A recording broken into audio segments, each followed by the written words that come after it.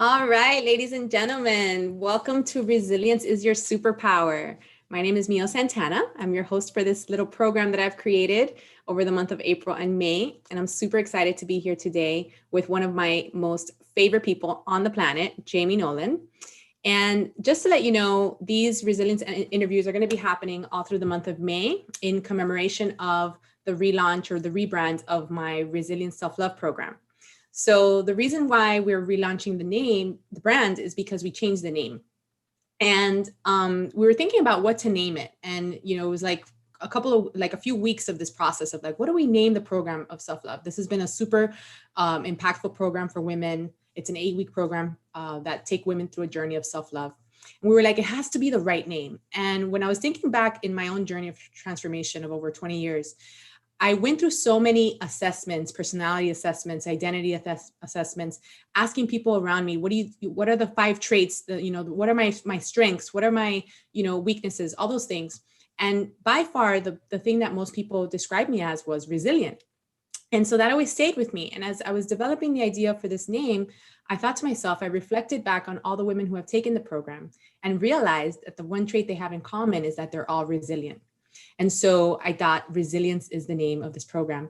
And so this is in honor of all the women who have taken the program, but also all the women out there who are on their own journeys of resilience, who these stories may touch and inspire as well. And so what I did was I gathered like some of the most impactful, amazing women on this planet who are doing amazing things. And I pulled them together and I asked them to come be in service and to share their stories so that hopefully it can give you some inspiration in your life and support you on your journeys as well. So without further ado, I'd love to introduce Jaime Nolan. She is a life coach, a business strategist, as well as the co-founder and CEO of Las Comadres, which is a group for women. Over the last 15 years, Jaime has helped hundreds of people find their true self and live the life of their dreams. She is committed to helping people share big ideas and to see their greatness by turning chaos into calm so that they can see their true potential. Jaime's career experiences range from health and wellness to mindset work. She's also a mom of 3 girls, and I can vouch for this. She is the type of friend who will always be there for you and help you believe in yourself and do the hard things. She will never refuse a cafecito, and she will always offer to drive. So Jaime, I am so excited and honored to have you here today. Welcome. Thank you. I'm so happy to be here. So just to give people a little bit of a background about you, who you are and stuff, just tell us a little bit about what you're up to, what makes Jaime tick. I am the co-founder of Las Comadres. So I'm like working with women all day, every day, kind of just trying to help them get through life and business stuff, as well as coaching men and women in their lives and hoping to raise some decent 3 teenagers. That's my what is going on. Beautiful. Hoping they could be somewhat decent, right? Yes, that is the whole goal of parenthood, right? Like just to raise decent humans. That's it. Right. And sometimes I think in the middle of it, you kind of wonder what the hell you're doing. So it's okay. That's amazing. So beautiful. So, when we talk about resilience, I always like to preface it to give people a little bit of like an idea of what resilience actually is. And so resilience is a person's ability to handle stress, to handle failure, rejection, criticism, and that criticism is oftentimes internal criticism, and to handle life in general and whatever life throws at you. Resilient people tend to be the ones that know that stress happens and learned how to expect it and manage it. Also, resilient people possess something that I really love, which is a 4-letter word called grit. And grit embodies the qualities of courage, conscientiousness, and endurance. And so what was that thing that made you realize, Jaime, that you wanted to do what you do now? Was there something that made you realize? I think for me, it's like I took sort of a long road here. I was like one of these, I don't know, school never really worked for me, right? Like I was like, I'm not good at this. Like it never felt right. I was never particularly good at it. I remember having like multiple teachers tell me like, what do you think you're going to do? Have a job where you just talk to people? And I was like, I don't know, hopefully. Like, and now I do. So I think that's a good idea. But I was like always the kid that like got along really, really well with a lot of people. But like actual schoolwork, I was terrible at. I was like, I never seemed to understand what was going on. I had multiple learning disabilities. It was really, really, it was hard for me to just sit there. And it was like, I always had this idea of like, I don't need to know any of this. And so school was just like never really my thing. I somehow got into college.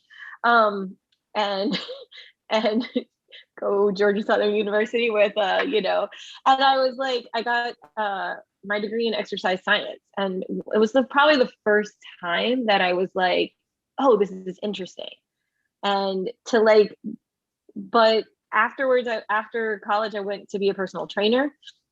And while I was a personal trainer, the thing that I loved the most was the why. Like, two people could show up on the same day, have the same exact goals. I had my other trainer friends thought it was like hilarious that all of my clients all looked like exactly the same. It was like 35 to 55-year-old divorced men with like the belly, like a good pregnant looking belly. Those are my clients. And because I guess I was just not that scary. So like I was like the least intimidating. And they would come in and I was so fascinated by why one would come in and, talk about their life and like, why they got divorced and all the things and how terrible it was and just go on and on and on about like, and not really change anything, and how some other one would come in and like be ready for change and like what made that change happen. And to me, that was always the most interesting part. So I went from personal training, I had a series of random jobs in the middle, and then I became a health coach and worked with kids that had autism and ADHD and a lot of different like neurological disorders, and helped them like change the way that their mindset was. I mean, change their parents, like the food that their parents were giving them, and change the mindset of like what could be changed. And then the mindset work just was like something that just fascinated me, like what makes people drop into flow and how you make people eat, even if you say you want something, like how you actually get to that point of actually doing it, and like what makes people change. And while building that business, I got really interested in business. So I got really interested in why people change and business. So I started doing it was much more life coaching, and then a lot of business strategy for people that have like a really cool idea and are ready to kind of get to that piece. So that's kind of the long story of how I got here. No, yeah, but that's great because it kind of like the mindset, the interest that you had in mindset and in how you can shift your mindset to create what you want in your life kind of developed through your own story of like the things that were coming up in your life and what you were experiencing. It was almost like it just naturally flowed that way. So it's beautiful that you're able to like connect to that, Yeah. And I think that like one of the things that would happen is that like I was like one of those kids where everybody was like, well, you have to do this work so that you can do this thing so you can get here. And that like I wasn't doing step one, right? Like I wasn't handing in my homework, right? But I was like, but people like me. All right. Like I'm really good at sports. Okay. Like, and how important are all the pieces? Like, oh, well, everybody says you have to jump through these hoops. Well, what if I don't? And what if I like never get there? And like, are those things going to actually like change? Does that change who I am as a person? Like, is my worth based on that? And it's like, not that was the thought I had when I was 10 doing this, but like, there was this piece where I was always like, I think what people are telling me is not true. I was always questioning if the things that we're really being told were really true, and like, and how important are they? Mm-hmm. Yeah, beautiful. And then you eventually allowed space for yourself to step into your truth. And so let me ask you this. Were there things that you had to overcome, because you were just talking about like the learning disabilities and things like that? What were those things that stand out to you as things that you had to overcome to get to where you are today? I mean, I think in my younger years, like it was, I mean, so I have dyslexia and I had an eye convergence problem. So I like did not, and this was not caught until I was in 6th grade. Wow. So like I had gotten really far barely being able to read, like barely. And by sixth grade though, it like starts to really show up. Like if you can't keep up, you can't keep up. And to me, it was like, once they figured out what the problem was, like my eyes do not track in the same way. And so like, as the words got closer together on the page, it just got harder and harder for me to understand what was happening. And I had to like relearn to read in the end, like the middle of sixth grade through the like middle of seventh grade. I was like learning what you should be learning in first grade, second grade, third grade, and had to catch up and keep doing my work. And so there was this like level of like, all right, how can I like get around the system? How can I, how can I short this? How can I make this quicker? How can I, and like, oh, your brain actually just works a little bit differently. And that kind of the idea that I did not have to be like everybody else really served me later. Once I was in college, I was a PE major to start. And I was like, I don't really want to be a teacher. Like I want to be a teacher, but not in the system kind of thing. And I was like, okay, like what else could that mean? Like, how do I want to help people? Who do I want to be around? But like, I also knew that like, I really could just do things. And that was, I've always had this sense of, I may not be able to do it like everybody else, but I know that I can do stuff. I know that I can like work around it and figure it out. And that piece has served me like incredibly well. And what you just described there is almost like the essence of what resilience is, right? And so probably at the time when you were going through it, you didn't realize how resilient you were being. But then after you overcame that learning disability and you were able to put the pieces together and navigate this and get to where you needed to go anyway, without having to fulfill like the way that everybody thought that it should be. What was that like for you going through that and then coming out the other end? Like what was that like for you? I think for me, there was always a lot of like a little bit of trickster energy to it, like a little bit of like, you don't always have to go through the front door, like the rebel, right? The little bit of rebel. Okay, a lot of rebel. Like I always had this idea of like, all right, like what are the 6 ways you can do this? Do I have to do it the one way that everybody's talking about? And there's always like the win of it. I mean, for me, sports were something that like motivated me enough to be like, okay, well, I have to have a C average. Like you can't have below a C or you're not gonna be able to play. And I'd be like, all right, how do you get a C? Like I wasn't like, I was just like, oh, okay, like that's the minimum. Let's figure out that situation. And like once I realized that I could do those things, then I realized, oh, okay, if you can do that, you can do all this other stuff. And it doesn't have to be like, you don't have to fit the box. You don't have to be like this like super normal, like first you do this, then you do this, then you do this. And then like, it was like, oh, okay, like there's other ways. And that to me has always felt really, really good. I'm glad I learned it early. It was definitely like a hard lesson. But it was good to learn early. Yeah. And you know, I love that. There's so much that we can unpack there, but you know, I'm imagining that during this time, like coming up in your journey and having these learning disabilities and having to overcome these things and find your own way, you know, those of us who are resilient and for people out there as well, like nobody ever likes to talk about failure, right? Or perceived failures. And so, you know, what is failure really, you know? And as you look back in your journey, what have failures meant to you? And did you look at them as failures or at the time? And then what came out of those perceived failures after the fact? So it's like, this is like something that's super interesting to me because I feel like the more resilient, if you fail early, you definitely you understand that it's not going to kill you, right? Like, so if you're failing early, you're like, all right, well, nothing really happened, right? So it's, you know, as you get older and the stakes get a little bit higher, that you start to be like, oh, well, if I fail, then this bad thing is going to happen. I'm going to be like, you know, I'm going to be homeless. I'm going to have no job and I'm going to have no friends and everything is going to be terrible, right? But like, in reality, most failure is not that big, right? Like most of the time, like you play the worst case scenario all the way out. Like I have this friend that I was personal training with, and we used to, this guy, Rick, and we would always talk about the homeless plan, right?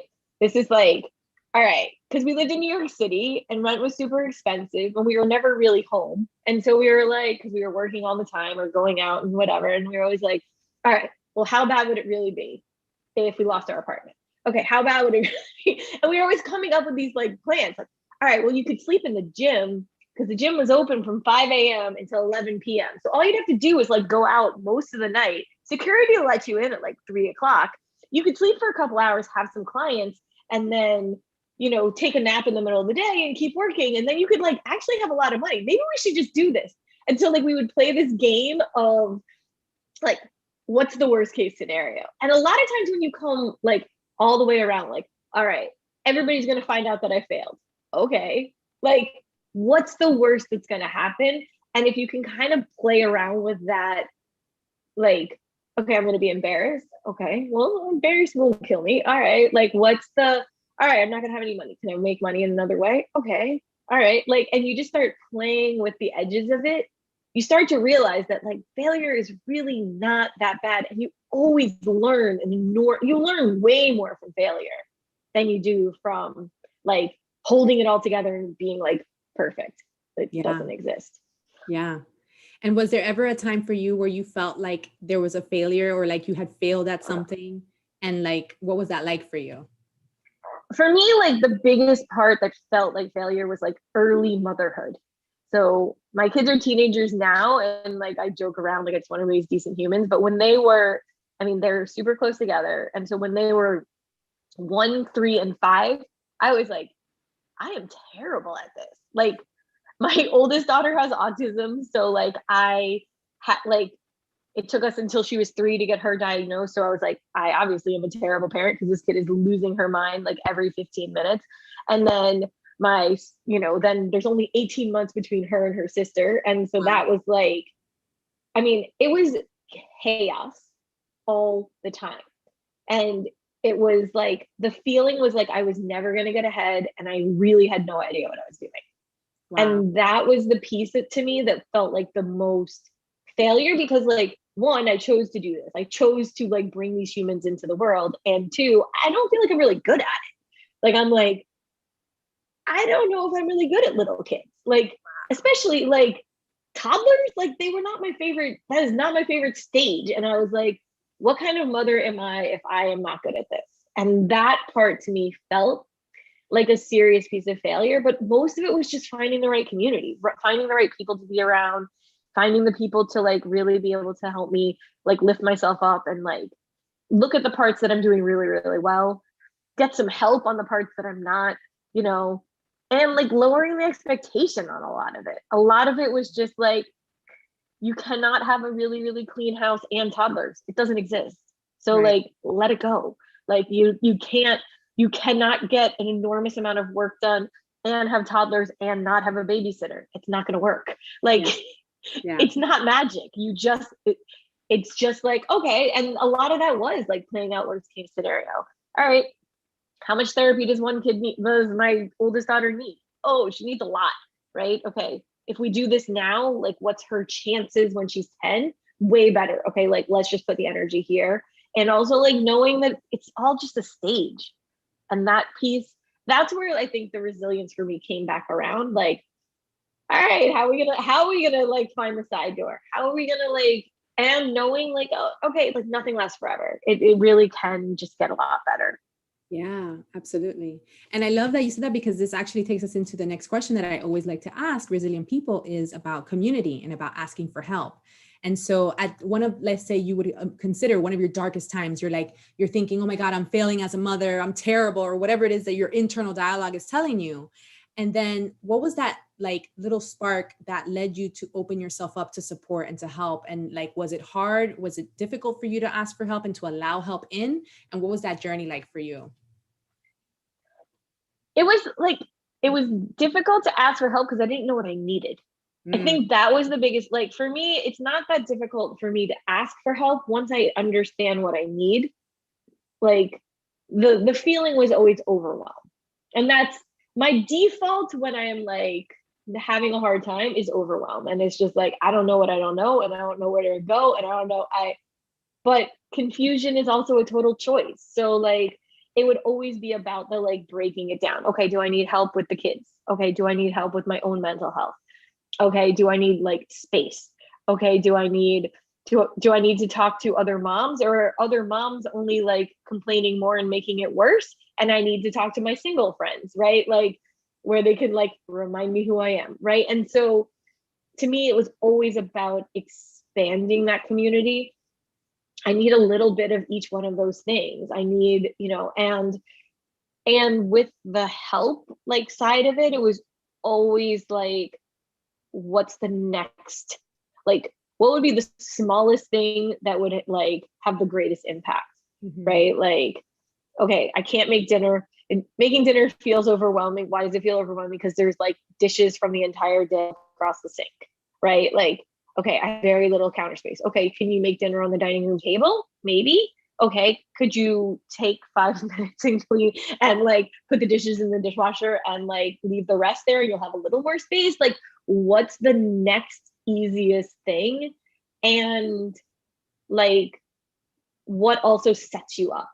Because I think that that's the other piece, is like, what sets you up for success? Oh, is it like checking in with a certain friend every day? Is it like knowing you're going to have like 30 minutes before the kids wake up to be able to do stuff? Is it like going to bed earlier, right? So that you actually have enough sleep and your brain can function? Like, what are those pieces, and what's like the easiest? Because a lot of times the easiest answer is really the answer. We want to make it complicated. Yeah. We want to make it complicated. And it's so amazing how basically, as I hear you explain your practice and the way that you approach things, it's almost like you're taking the same techniques that you actually learned as a child when you were navigating your learning disability and trying to get through school, and like, what's the next best thing I can do? And how can I get, a C on this? And what, and so like that kind of like problem solving skill you gained really early on, and then you were applying it in life as an adult, in a completely different scenario, but still it was as effective.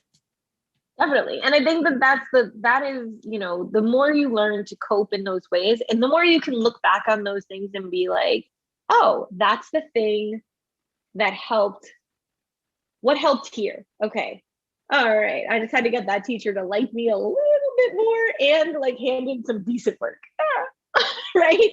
Okay, we can do that, right? Oh, maybe I'm making friends with that guy over there and he's gonna like help me with my homework over here at lunch, right? Like, okay, things that are like just the easy thing. And I think that a lot of times in life, like the things that are really, really hard have so many pieces that's the part that's like, okay, and then you can keep going in the worst case scenario, but like, what's the best case scenario? Like unwinding that into the other way. Oh, all right, well, best case scenario is this thing would work, right? Okay, well, if that's not going to work, what's the next best thing? And figuring out what those pieces are that just can like pull it together. Beautiful. And so looking back at your journey, when you look at like where you've come from, what you've had to overcome to get to where you are, from school to career to parenting, everything that you've been through, what are some of the things that you've learned along your journey that you take with you into the future? I think like understanding that I am a unique person, just like everybody else is, and really like leaning into that. I think it's like seeing what my gifts are, seeing where I'm really good at, holding space for other people, seeing where I can like get the answers like very, very quickly. And then like asking for help or just delegating out the other stuff. I mean, it's not necessary to know everything. And, all you need to know is what needs to be done. And like, all right, you might have to hire somebody for the next piece. You might have to, trade somebody for this thing. You might need to figure out like how you don't have to do that part of it. And like bringing the trickster energy into it, bringing the like laughter into it. Like, don't take everything so seriously. I mean, that for me is the biggest, like every time I get where I am just taking everything really, really seriously, I'm heading down a path of perfection and it's just impossible. So like, all right, what's the part that you can laugh at it, right? And like, all right, that thing totally didn't work. I'm gonna try something else. And like, all right, that was kind of hilarious how it fell apart, right? And that's it. Like, not sit and dwell on it. Yeah. And what is failure really, right? Like when you were talking about how failure actually gives you, it actually opens more up for you. And like, I always like to replace failure with another F word, which is feedback. So, you know, it's all feedback at the end of the day. Oh yeah. The feedback that you get from failure is always like, it's got so much lessons in it, and you can usually pinpoint exactly where it went wrong. Whereas like in success, you can almost never pinpoint where it exactly went right. Right. Yeah. So you're like, I don't know how that all works, but like if it fails and then you're like, oh, that thing was wrong. Okay, let me replace that with this piece and try again. Yeah, absolutely. And there's power in that. Yeah, definitely. So beautiful. This has been such an amazing conversation, and I could sit here and talk to you for hours, but I know you have a very busy schedule. So I'm really grateful that you sat down with us today. But I always like to leave the viewers with one last question. And when you think about your journey and the viewers out there who may be experiencing similar things like learning disabilities within themselves, or maybe within their own children, or, you know, parenting, you know, overwhelm where, you know, like they feel like you, like, oh my God, I'm overwhelmed. Well, how can I do this? I'm a terrible parent, or, you know, career changes or whatever that they might be going through that's similar to your journey. What words of wisdom would you like to leave them with here today to, you know, usher them on their journey of resilience for them? I think the biggest thing is that there's like no right path. Like you are here on this earth for a short period of time, even if it's a long period of time, and like there's no right path. You don't have to follow what everybody else is doing. So if you've got a kid who's got a learning disability, there might be a better way for them to be learning. You know, there might be a different way, and to like not take any of it that seriously. If you're, you know, a parent that you're like, oh my God, I'm so bad at this, it's like figure out what parts you're good at and then, you know, really like maneuver around the rest, and take the things that like people really, really want you to be who you really are. And the more you can let that be, then the better it is to just be. Yeah, absolutely. Ladies and gentlemen, you heard it here. Watch the replay, take notes, because you've gotten some golden nuggets for your journey. I'm so grateful to have had Jaime here with us today. For those of you who are interested in the Resilience 8-week self-love program, go to miosantana.com. The info is going to be in the show notes. And as you know, we're going to be here through the month of May on Wednesdays and Fridays at 5 p.m. Eastern. So don't miss the lives that we're doing. They are phenomenal. You can see the other interviews we've done as well. And this conversation with Jaime today has been incredible. Jaime, thank you so much for being here. I'm so grateful to have you. Thank you for having me. It was so fun. Yes.